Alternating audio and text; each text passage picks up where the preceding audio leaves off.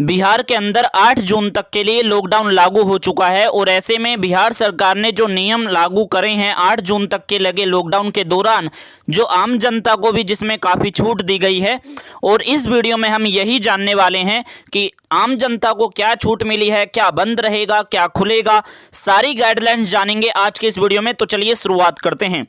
तो 8 जून तक आपका ये लॉकडाउन लागू है, जो 2 जून से लेकर 8 जून तक रहेगा।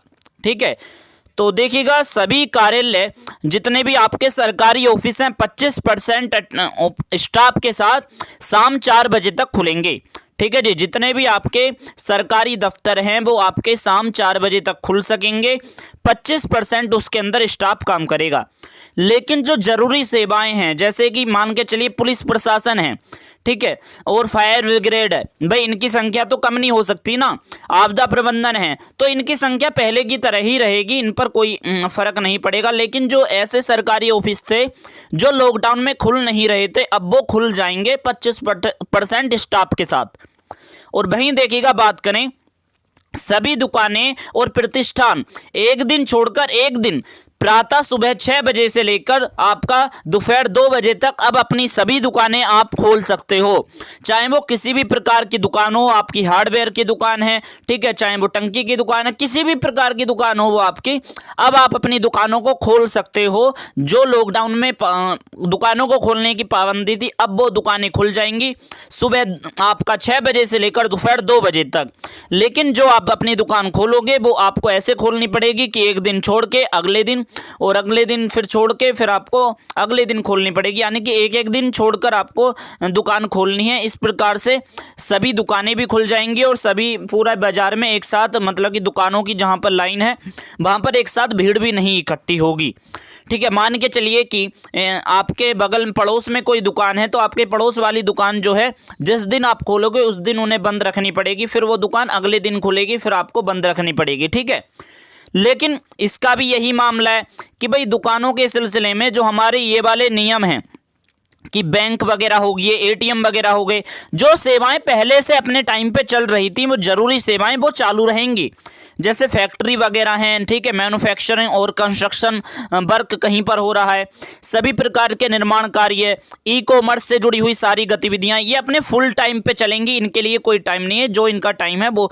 और कृषि से जुड़े हुए सभी कार्य, मीडिया के लिए और टेलीकम्युनिकेशन, ब्रॉडकास्टिंग, केबल सेवाएं, पेट्रोल पंप और एलपीजी सिलेंडर, पेट्रोलियम आदि ये भी पूरी तरह से फुल चालू रहेंगे। कोल्ड स्टोरेज और वेयर हाउसिंग सेवाएं, प्राइवेट सिक्योरिटी, और देखिएगा ठेले पर फल एवं सब्जी कि घूम घूम कर बिक्री करने वाले लोगों को पूरी तरह से इजाजत है। आपका ऐसा नहीं है कि भाई आप 2 बजे तक ही घूमोगे ठेला लेके, नहीं, आप बाद तक भी घूम सकते हो। ठीक है, और वहीं देखिएगा बात करें, जो कृषि से जुड़े हुए यंत्र बेच रहे हैं, दुकानें हैं, आवश्यक खाद्य सामग्री है, किराने की दुकानें, मांस मछली दूध और पीडीएस की दुकानें, इनका खोलने का भी समय आपका सुबह 6 बजे से लेकर दोपहर 2 बजे तक है। उपरोक्त फल सब्जी की दुकानें जिला अधिकारी मतलब कि इसके लिए डिसीजन करेंगे, और यहाँ पर कहा गया है जिससे एक स्थान पर दुकान ना रहें और भीड़ भड़ाका ना हो। ठीक है, कि भाई कौन सी दुकान कैसे खोलनी है वो मैंने आपको बता दिया कि एक दुकान खुलेगी तो एक दुकान फिर अगले दिन बंद रहेगी। ठीक है, तो देखिएगा यहाँ पर जो है आपको ज़्यादा से ज़्यादा वर्क फ्रॉम होम करना है, इस बात का भी ध्यान रखिएगा। जो हमारे प्राइवेट कंपनी में लोग लगे हुए हैं उनके लिए कहा जा रहा है। और दुकानें जो आपकी हैं वो मैंने आपको बता दिया कि आप जो हैं सुबह 6 बजे से लेकर आप दोपहर 2 बजे तक अपनी सभी प्रकार की दुकानें खोल सकते हो। लेकिन आपको कौन कौन सी बातों का ध्यान रखना है वो जानिए। तो आपको मास्क पहन के रखना है, ठीक है, कर्मियों को और जो आपके पास कस्टमर आ रहे हैं ग्राहक, उन्हें भी सैनिटाइजर की व्यवस्था बना के देनी है। और सभी आपके प्रतिष्ठान और दुकानों में सोशल डिस्टेंसिंग, 2 गज की दूरी ग्राहकों के बीच होनी चाहिए। और आपको सफ़ेद गोले बनाने पड़ेंगे जिससे अगर आपकी दुकान में लाइन लगा के ग्राहक आ सकें। ठीक है जी। और देखिएगा उन लोगों पर और जिले प्रशासन दुकानों प्रतिष्ठान को अस्थायी तौर पर बंद करने एवं अग्रोत्तर कानूनी कार्रवाई की जाएगी जो इन चीज़ों का पालन नहीं करेंगे। ठीक है। और अस्पताल और अन्य संबंधित स्वास्थ्य सेवाएं जैसे पशु स्वास्थ्य सहित निर्माण वितरण इकाइयों और सरकारी और निजी दवा दुकानें, medical lab, nursing home, ambulance सेवाएं संबंधित प्रतिष्ठान पहले की तरह चालू रहेंगे। ये फुल अपनी तरह से कार्य करते रहेंगे, इनको किसी भी प्रकार की कोई पाबंदी नहीं होती है। सभी प्रकार के वाहनों का परिचालन बंद होगा। जी हाँ, तो देखिएगा, लेकिन इस बात का ध्यान रखिएगा जो अब मैं आपको बताऊंगा उनको छूट दी गई है। तो पब्लिक ट्रांसपोर्ट में निर्धारित बैठने की क्षमता के मात्र 50% के उपयोग की अनुमति होगी। मान के चलिए किसी बस में आपकी 100 सीट है, आप केवल जो है उसमें 50 सीट पर ही आप बैठ सकते हो। 50% सवारियों की ही अनुमति होगी। केवल रेल, वायु फ्लाइट अथवा लंबी दूरी यात्रा करने वाले तथा अनुमान्य सेवाओं से संबंधित व्यक्तियों को ही सार्वजनिक परिवहन की उपयोग की अनुमति होगी। देखिएगा, इस बात का ध्यान रखिएगा, जो पब्लिक ट्रांसपोर्ट है ना, उसका यूज केवल वो करेंगे जो रेल से यात्रा करके आए हैं, ये करने जा रहे हैं, जो फ्लाइट वगैरह से आ रहे हैं, जो लंबी दूरी करके आ रहे हैं तय, और जिन्हें परमिशन दी है प्रशासन ने, उन्हें जो परमिशन दी गई है उसके आधार से वो आ रहे हैं, ठीक है, या जा रहे हैं, तो उन्हीं को ही पब्लिक ट्रांसपोर्ट यूज कर सकेंगे। अन्यथा कोई आम जनता को डायरेक्टली आप बसों का यूज नहीं कर सकते। स्वास्थ्य से जुड़ी हुई गतिविधियों में शामिल आपके जितने भी वाहन हैं, स्वास्थ्य परियोजनार्थ प्रयुक्त निजी प्राइवेट वाहन भी आपके चालू रहेंगे, जितने भी हेल्थ में लगे हुए जितने भी वाहन हैं। ओके। और देखिएगा, जिनकी कार्यों की अनुमति दी गई है संबंधित कार्यालयों में सरकारी वाहन और वन प्रबंधन में शामिल वाहनों को भी पूरी तरह से छूट मिलेगी। सभी प्रकार के देखिएगा जितने भी ट्रक वगैरह हैं जो माल को लेके जा रहे हैं, मालवाहक, उनको भी पूरी तरह से इजाज़त है, छूट है।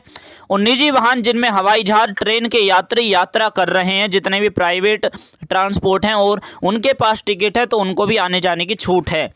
और देखिएगा, यहाँ पर बताया गया है कि कर्तव्य पर जाने हेतु सरकारी सेवकों और अन्य आवश्यक अनुमान्य सेवाओं को के निजी वाहनों को, इनको भी इजाज़त है। जो देखिएगा सरकारी नौकरी कर रहे हैं जो लोग, उनके लिए भी पूरी तरह से छूट है आने जाने की। और वहीं देखिएगा, बात करें अंतर्राज्यीय मार्गों पर अन्य राज्यों से जाने वाले निजी वाहन, ठीक है, इनको भी पूरी तरह से छूट है। जितने भी देखिएगा दूसरे राज्यों से आने जाने वाले जितने भी आपके वाहन हैं प्राइवेट वगैरह, उन पर भी पूरी तरह से छूट रहेगी।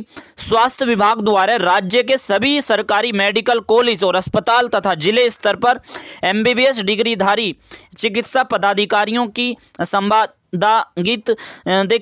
संविदागत नियोजन हेतु आयोजित वॉक इन इंटरव्यू में शामिल होने के लिए निर्धारित तिथियों के अभ्यर्थियों को वॉक इन इंटरव्यू के आयोजन स्थल पर आने जाने की अनुमति होगी। देखिएगा, जो स्टूडेंट है MBBS डिग्रीधारो, अगर आपका इंटरव्यू वगैरह होना है तो आप आ जा सकते हो, ठीक है, आपको अनुमति होगी। आवागमन के क्रम में आपको मांगे जाने पर जो भी अभ्यर्थी है उनको अपना एजुकेशनल जो भी डॉक्यूमेंट है वो दिखाना होगा, ठीक है। अब आम जनता के लिए है अगला पॉइंट।